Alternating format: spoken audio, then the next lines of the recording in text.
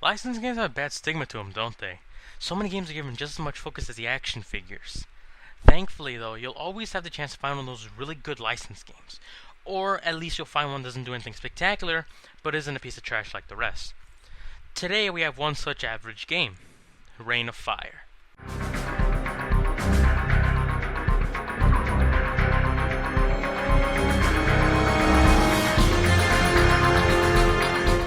Reign of Fire was made in 2002 and published on the GameCube, PS2, Xbox, and Game Boy Advance. For this review, I'll be looking at the GameCube and GBA versions. The console versions are all the same, but I have more experience with the GameCube, so that's why I'll be looking at that one. While the GBA version is... I'll get to it, don't worry. Reign of Fire follows the last remnants of humanity in a castle somewhere in jolly old England, as dragons have brought the world to ruin. You and your group of survivors are now under the leadership of Van San and his mercenaries, as they seek to kill the leader of the dragons, the Bull. The only male dragon in existence, and the largest and most dangerous of them all. The game primarily focuses on vehicular combat, and you're usually in a different vehicle in each mission, as you assist your fellow survivors in coming closer and closer to wiping out the dragons. I say primarily because after going past the halfway point, you gain access to play as a dragon. In these missions, you help your fellow dragons eradicate various human encampments until finally leading a mass attack on the castle of the human player alongside the Bull himself. Let me make this short. Dragon missions are easy, except for the goddamn train mission. In it, you have to free 3 of your sisters, but if one dies and you free the other 2, you lose anyway. I hate this mission. The rest are alright, however. And it's pretty cool to see how the dragons took down various human settlements, so all in all, it's not bad.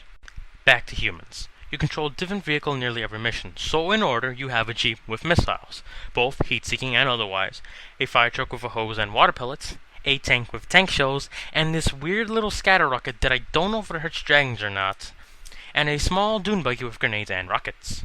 Each vehicle controls nicely, and I have no problem with the dragon controls. Both sides have a variety of levels and are fun to go through. Sadly, that fun lasts only for about a few hours, as there are only 16 levels in total, each lasting about 10 minutes or so you'll be done with the game in a little time. But it's not a bad ride, for the most part. There are 2 levels that gave me hell to complete, and the first was the damn train, and the other was the second to last human mission, where you kill 4 mother dragons in order to lure out the Bull. This mission is a pain for several reasons. 1. The nest dragons can only be killed when you get up close to them.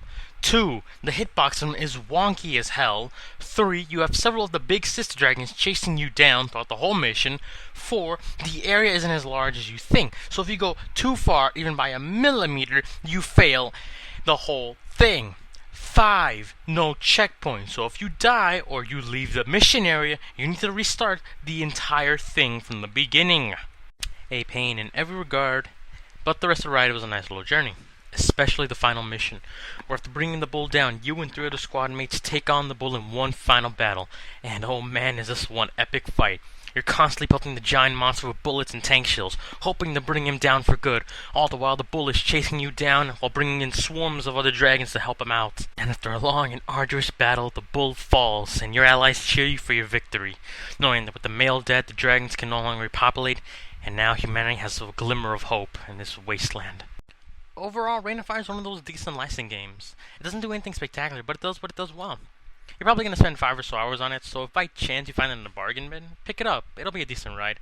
But trust me, that final level, man, that is one badass boss fight. That's the console version anyway. The GBA version is bland and boring beyond all belief. In the GBA version, you play as Quinn and a group of his fellow survivors as they complete various missions around the castle until they decide to take the fight to the dragons, eventually leading up to a confrontation with what I can only assume is the male dragon, even though everyone calls it Ashley. And not gonna lie, that kinda takes away the badass factor of it a bit.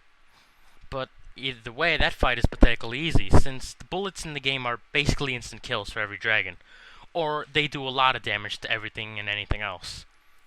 The absolute biggest problem you'll find in the game is the size of the maps.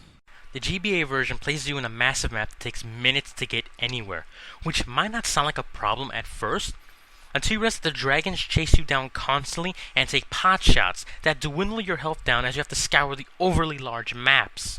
The camera angle sucks too, because making diagonal shots is a damn shot in the dark, as the bullets tend to go in a strange curve, making it unlikely to ever hit anything. Just like in the console version, you can play as a dragon, but instead of being the badass dragon that helped bring humanity to near extinction, You do nothing but kill humans, burn crops, and protect dragon eggs. And even though you can fly, you can't travel to the mountains. Even though when I play as human, I see those dragons flying through them. This version. The GBA version sucks, console version is decent. Between the two, get the console version if you can find it cheap. Now, if you will excuse me, I'm about to see what dragon egg tastes like. Oh, shit.